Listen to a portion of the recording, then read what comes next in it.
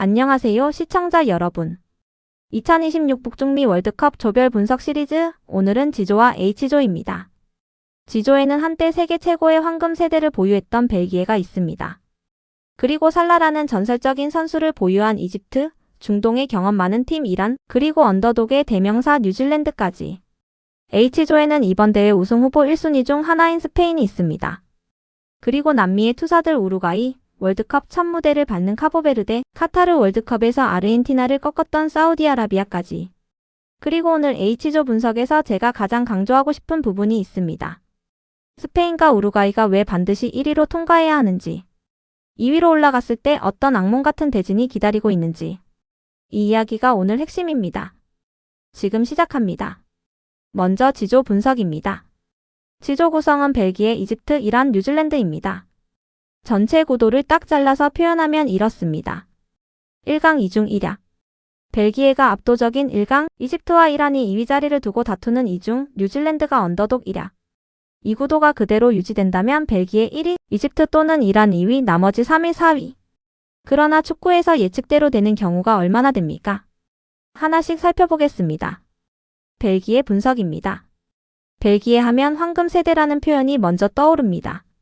케빈 더 브라이너, 루카쿠, 아자르, 쿠르투아, 알데르바이레트, 베르통겐. 2010년대에 이 선수들이 함께 뛰던 벨기에는 FIFA 랭킹 1위를 기록하기도 했습니다. 세계 최고의 팀이었습니다. 그런데 그 황금 세대가 이제 황혼에 접어들었습니다. 아자르는 이미 은퇴했습니다. 쿠르투아는 부상으로 긴 공백이 있었습니다. 알데르바이레트, 베르통겐은 나이가 많아졌습니다. 그럼에도 불구하고 벨기에의 전력이 여전히 강한 이유가 있습니다. 케빈 더 브라위너. 이 선수가 여전히 건재합니다. 맨체스터 시티에서 시즌 내내 팀의 두뇌 역할을 하던 선수. 패스 하나로 경기를 바꾸는 선수. 이 선수가 있는 팀은 항상 위협적입니다. 루카쿠. 거대한 몸으로 박스 안을 지배하는 스트라이커. 이 선수의 제공권과 피지컬은 세계 최고 수준입니다. 도쿠. 맨체스터 시티로 이적한 벨기에의 젊은 피. 드리블과 스피드로 측면을 지배하는 선수입니다. 이 세 선수가 제대로 돌아가면 G조에서 벨기에를 막을 팀은 없습니다. 그러나 벨기에의 변수가 있습니다. 세대 교체 과정입니다. 황금 세대에서 새로운 세대로 넘어가는. 과도기에 있는 팀이라 베스트 상태가 아닐 수 있습니다. 그리고 수비 전환 속도입니다. 공격 후 수비로 돌아오는. 속도가 느려지면 역습에 취약해집니다. 이집트나 이란이 역습을 효과적으로 구사한다면 벨기에도 실점할 수 있습니다. 그래도 결론은 벨기에 1위입니다. 이건 거의 확실합니다. 단, 완벽하지 않은 벨기에라는 것을 염두에 두어야 합니다. 이집트 분석입니다. 이집트의 핵심은 당연히 모하메드 살라입니다. 살라. 리버풀의 레전드. 이집트의 신. 이 선수가 있다는 것만으로 이집트는 위협적인 팀입니다. 그런데 변수가 있습니다. 살라의 컨디션입니다. 리버풀에서의 살라와 이집트 대표팀에서의 살라가 항상 같지는 않습니다. 클럽에서 눈부신 활약을 보여줘도 대표팀에서는 팀 지원이 부족해서 고립되는 경우가 있습니다. 이번에도 그런 상황이 반복될 수 있습니다. 또 다른 핵심은 마르무시입니다. 맨체스터 시티에서 이적하면서 주목받은 선수인데 기복이 있다는 것이 약점입니다. 컨디션이 좋을 때와 안 좋을 때의 차이가 크다는 거죠. 그리고 모스타파 모하메드가 명단에서 제외됐습니다. 최전방 공격수 자원이 하나 줄었습니다. 이게 이집트 공격에 영향을 줄 수 있습니다. 살라가 최상의 컨디션을 유지하고 마르무시가 폼을 끌어올린다면 이집트가 2위로 올라갈 수 있습니다. 그러나 두 선수 중 하나라도 기대에 못 미친다면 이란에게 2위 자리를 뺏길 수 있습니다. 이란 분석입니다. 이란의 핵심은 타레미입니다. 포르토에서 뛰면서 유럽 무대에서 자신을 증명한 공격수입니다. 이번 이란 공격의 중심은 타레미가 됩니다. 그런데 문제가 있습니다. 사르다르 아즈문이 명단에서 제외됐습니다. 아즈문은 이란 대표팀에서 타레미와 함께 투톱을 이루던 선수입니다. 그 선수가 없으니 공격의 파괴력이 줄었습니다. 타레미 혼자서 그 역할을 다 해야 합니다. 그리고 이란이 가진 독특한 변수가 있습니다. 국가 정세 문제입니다. 이란 국내의 정치적 상황, 그리고 미국과의 외교적 긴장감. 이란 선수들이 미국 땅을 밟아서 경기를 치른다는 것이 멘탈적으로 부담이 될 수 있습니다. 축구 이외의 부분에서 선수들이 집중력을 잃을 수 있는 요소들이 있습니다. 이 모든 변수를 극복하고 이란이 경험을 앞세워 2위를 차지할 수 있을지 흥미로운 팀입니다. 뉴질랜드 분석입니다. 지조의 언더독입니다. 전력 차이가 있지만 무너지지 않겠다는 것이 이 팀의 목표입니다. 핵심은 크리스 우드입니다. 34살. 뉴질랜드를 이끌고 처음으로 월드컵에 데뷔하는 선수. 클럽 커리어 내내 프리미어 리그에서 뛰면서 골을 넣은 선수입니다. 크리스 우드의 가장 큰 무기는 제공권입니다. 공중에서 싸우면 대부분 이기는 선수. 이 선수에게 크로스를 올려주면 뭔가 만들어낼 수 있습니다. 뉴질랜드의 현실적인 목표는 이란전에서 승점을 따는 것입니다. 이란이 내부 변수들로 흔들려 있을 때 뉴질랜드가 단단하게 버티면서 역습 한 방을 노린다면 가능성이 없지 않습니다. 벨기에나 이집트를 상대로는 솔직히 어렵습니다. 그러나 이란전은 충분히 해볼 만한 경기입니다. 마이너스. 지조 예상 순위는 벨기에 1위, 이집트 2위, 이란 3위, 뉴질랜드 4위입니다. 단 이집트와 이란의 순위는 선수들의 컨디션에 따라 바뀔 수 있습니다. 이제 H조 분석입니다. H조는 솔직히 구조가 명확합니다. 1강 1중이야. 스페인이 압도적인 1강, 우루과이가 2위를 노리는 1중, 카보베르데와 사우디아라비아가 하위권이야. 스페인 분석입니다. 이번 대회 우승 후보 1순위 중 하나입니다. 유로 2024 챔피언. 옵타 슈퍼컴퓨터 우승 확률 상위권. 라민 야말. 2007년생. 18살. 이 나이에 세계 최고의 윙어로 평가받는 선수입니다. 유로 2024에서 이미 전 세계에 자신을 알렸죠. 드리블, 패스, 슈팅, 창의성. 전부 세계 최고 수준입니다. 로드리. 발롱도르 수상자. 맨체스터 시티에서 펩 과르디올라가 가장 신뢰하는 미드필더. 경기를 지배하는 선수입니다. 그런데 부상이 있었습니다. 그 부상 이후 폼 회복이 얼마나 됐느냐가 스페인에게 중요한 변수입니다. 다행히 대체 자원도 탄탄합니다. 페드리.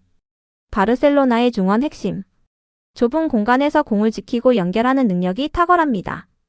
이 세 선수가 중심이 된 스페인은 H조에서 1위를 차지하는 것이 기정사실에 가깝습니다.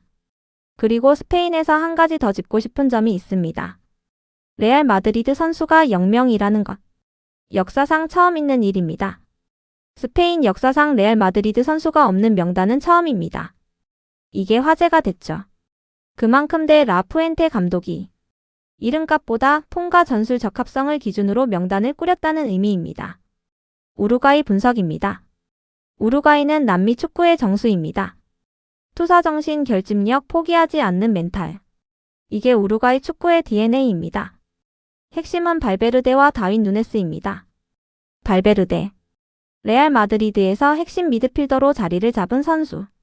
스페인이 레알 마드리드 선수를 한 명도 안 뽑은 상황에서 발베르데는 우루과이 유니폼을 입고 스페인을 상대합니다. 흥미로운 그림이죠. 다윈 누네스. 리버풀에서 활약하는 강력한 스트라이커. 강점이 있는데 피지컬과 스피드입니다. 그리고 골을 넣는 본능. 살라가 리버풀에서 뛰는 동안 옆에서 함께 배운 것들이 있을 겁니다. 그런데 수아레스가 없습니다.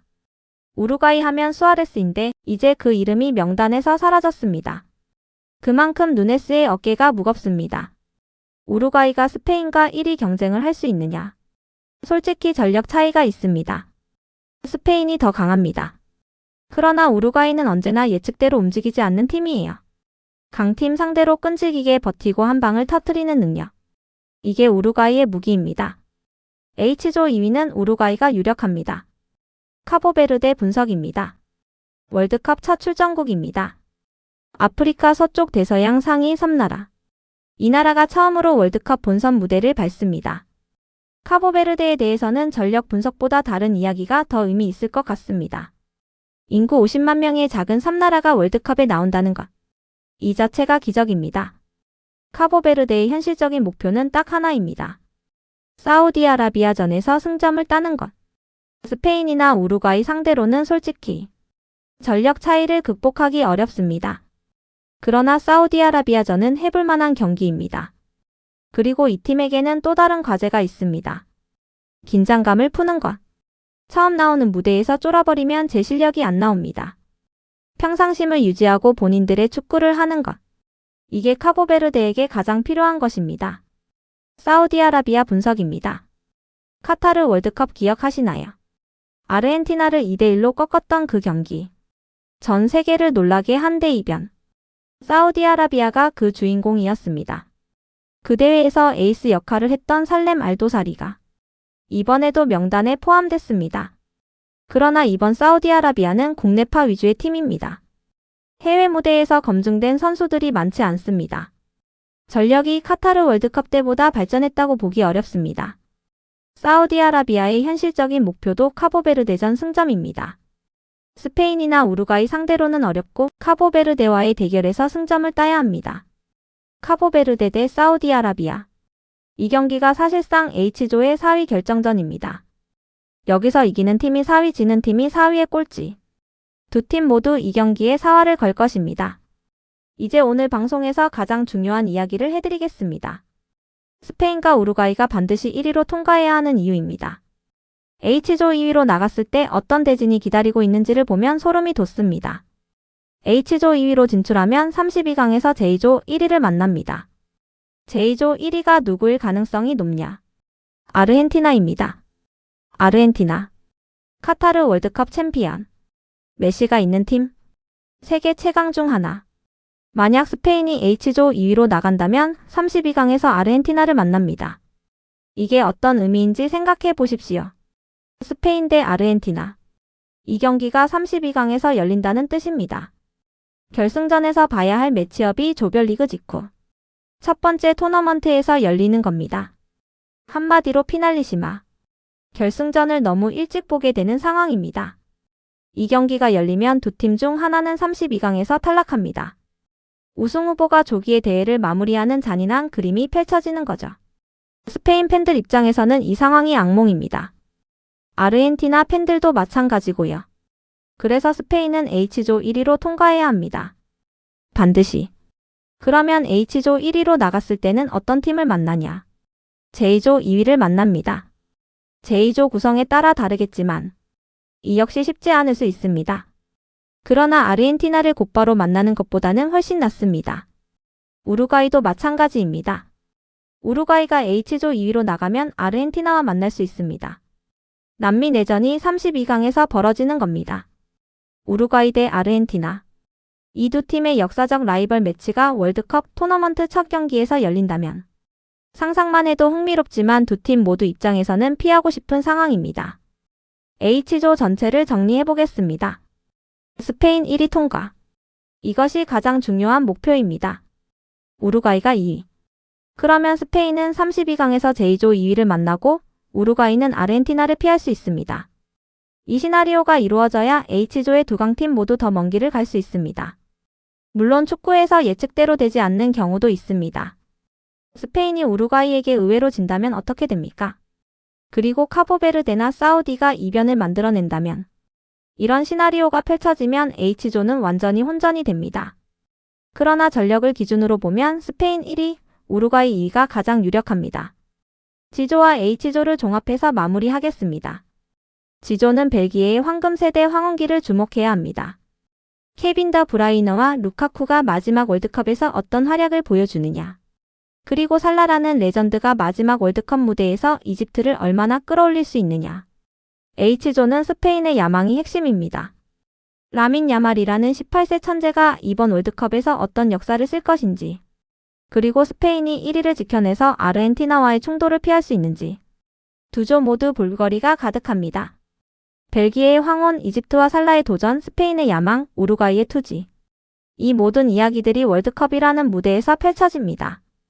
오늘 영상은 여기까지입니다. 구독과 좋아요, 알림 설정 꼭 부탁드립니다. 조별 분석 시리즈 계속 이어가겠습니다. 다음에 뵙겠습니다. 감사합니다.